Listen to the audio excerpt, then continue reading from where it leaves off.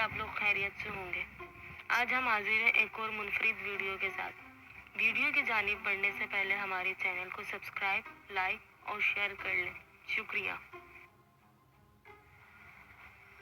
दोस्तों, आज हम जिस हस्ती का जिक्र करने चले हैं उनका नाम हजरत लाल शहबाज कलंदर है, जो किसी तारुफ का मोहताज नहीं। आपका मज़ार सहवन शरीफ के करीब वाक़ है। सहवन शरीफ जो कि ठट्टर ज़िला के करीब आबाद है। आपके वालिद साहब का नाम इब्राहिम कबीर उद्दीन था। हजरत लाल शहबाज कलंदर ईरान के सूबे मरवान में पैदा हुए। आपकी सन पैदाइश 1177 है। आपकी वफ़ात 13वीं सदी में हुई। आपने अपने इल्म के ज़रिए बहुत से गैर मुसलमानों को मुसलमान भी किया। आपके इल्म के पैगाम दूसरे ममालिक में भी गए और बाखसूस सिंध में आपका नाम काफ़ी मशहूर हुआ। लाल शहबाज कलंदर के मज़ार से थोड़ी कुछ दूर पर छोटे छोटे मिट्टी के पहाड़ दिखाई देते हैं, मगर दरअसल ये एक उल्टी बस्ती का खंडर है जहाँ कभी आबादी हुआ करती थी। बची कुची दीवारों की बनावट देखकर और मिट्टी में दसी इमारतें देखकर ये अंदाज़ा होता है कि यहाँ कभी एक दिफाई किला रहा होगा। दोस्तों, मुकामी अफराद बयान करते हैं कि ये किला लाल शहबाज कलंदर ने उलट दिया था।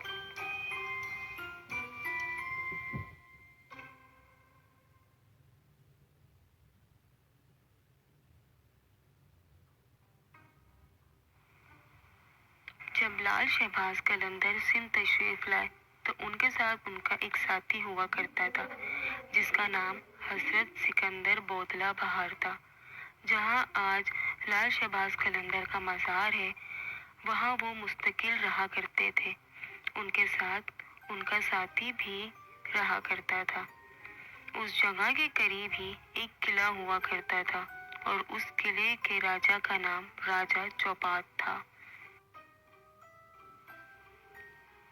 राजा चौपात एक जालिम राजा था। चूंकि वो एक हिंदू राजा था, चुनाचा उसकी जालिमाना कार्रवाई के ज़्यादातर शिकार मुसलमान हुआ करते थे। इस राजा का सलूक हिंदू लोगों के साथ भी मुनासिब ना था। सभी लोग उसके जुल्म सितम से परेशान थे।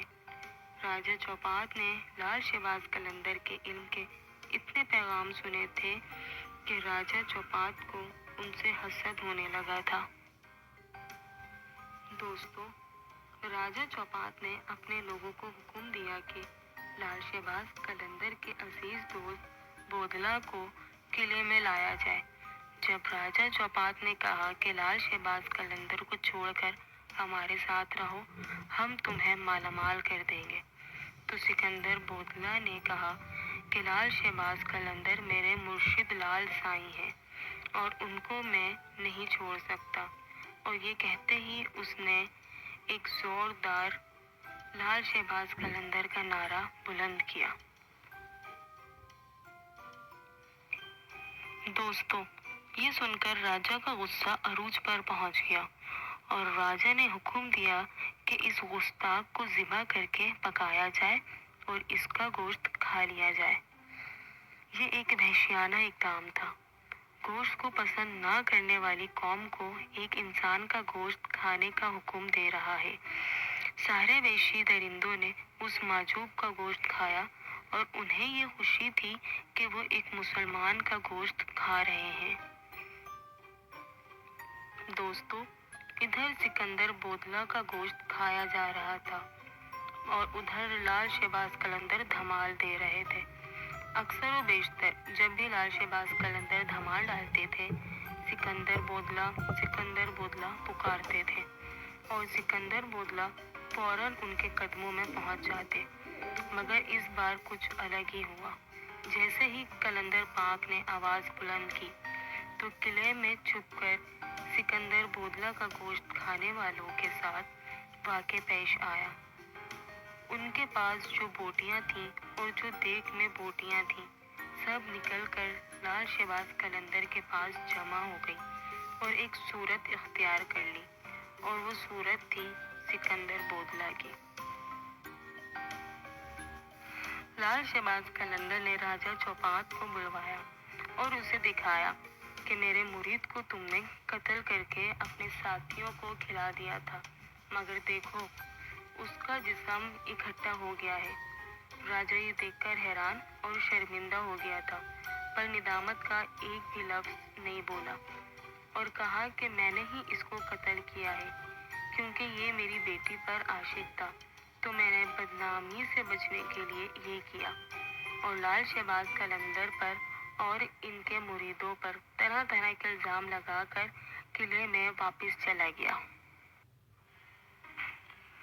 راجہ چوپاٹ کے چلے جانے کے بعد لال شہباز قلندر نے اپنا قصہ الٹ دیا، اور کچھ دیر بعد آوازیں اور شور برپا ہو گیا کہ راجہ چوپاٹ کا قلعہ الٹ گیا ہے، اور راجہ بھی اسی قلعے میں غارت ہو گیا ہے۔ دوستو، اگر آپ کو ہماری ویڈیو اور انفارمیشن پسند آئی تو ہمارے انفارمیٹیو ورلڈ کو سبسکرائب لازمی کریں۔ شکریہ۔